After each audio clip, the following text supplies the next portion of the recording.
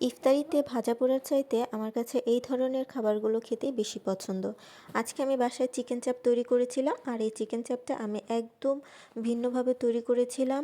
আর এটাতে আমি ফার্স্টে ধনিয়া পাতা আর নিজের পছন্দ অনুযায়ী ঝালের জন্য কাঁচামরিচ, পুদিনা পাতা অ্যাড করেছিলাম। আমি এখানে যা যা মশলা ব্যবহার করেছি কোনো কিছুই কিন্তু মেজারমেন্ট করে ব্যবহার করিনি, নিজের আন্দাজ মতো যেটা যতটুকু দরকার ঠিক ততটুকুই ব্যবহার করেছি। আর এখানে আমি আগেই বলে দিয়েছি যে ঝালটা আসলে যার যার পছন্দ মতো।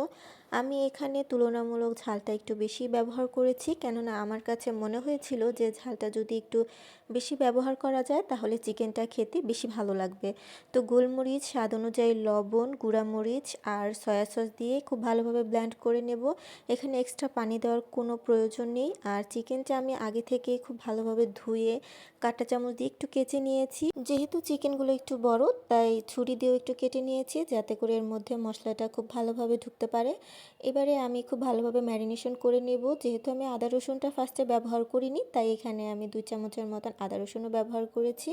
ম্যারিনেশন করে আমি আধা ঘন্টার মতন রেখে দেব, তাহলে চিকেনটা ভাজতে কিন্তু আমার সময়ও যেমন কম লাগবে আর এটা খুব তাড়াতাড়ি সফট হয়ে যাবে।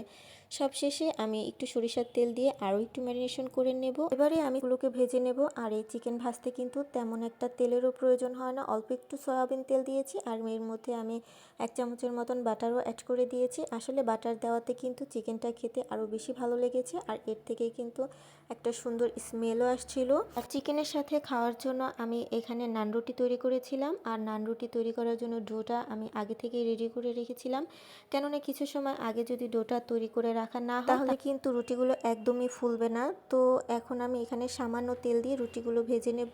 আর যেহেতু এখানে ইস্ট পাউডার দেওয়া হয়েছিল রুটিগুলো কিন্তু অনেকটা সময় সফট ছিল। আমি সবগুলো রুটি এভাবে অল্প করে তেল দিয়ে ভেজে নিয়েছিলাম আর এদিকে আমার চিকেনগুলো ভাজা হয়ে গিয়েছিল। আসলে এই চিকেনে যেহেতু আমি পুদিনা পাতা, ধনিয়া পাতা অ্যাড করেছিলাম খুব সুন্দর একটা স্মেল আসছিল। আর এখানে আমি কোনো হলুদ ব্যবহার করিনি তাই কালারটাও কিন্তু একদমই সবুজ রয়েছে, দেখতে আমার কাছে বেশ ভালো লাগছিল। আর এটা খেতেও কিন্তু অনেক বেশি মজার। তো প্রতিদিন ভাজাভাজি না খেয়ে এরকমভাবে কিন্তু চিকেন ভেজে খেলেও এটা আমার কাছে অনেক বেশি হেলদি মনে হয়। আর বাসায় তৈরি মেয়োনিজ তৈরি করেছিলাম। আজকের ইফতারে এই পর্যন্তই ছিল। আর আজকের ভিডিও এই পর্যন্ত। সবাই ভালো থাকবেন, সুস্থ থাকবেন, দেখা হবে নেক্সট অন্য কোনো ভিডিওতে। আল্লাহ হাফিজ সবাইকে।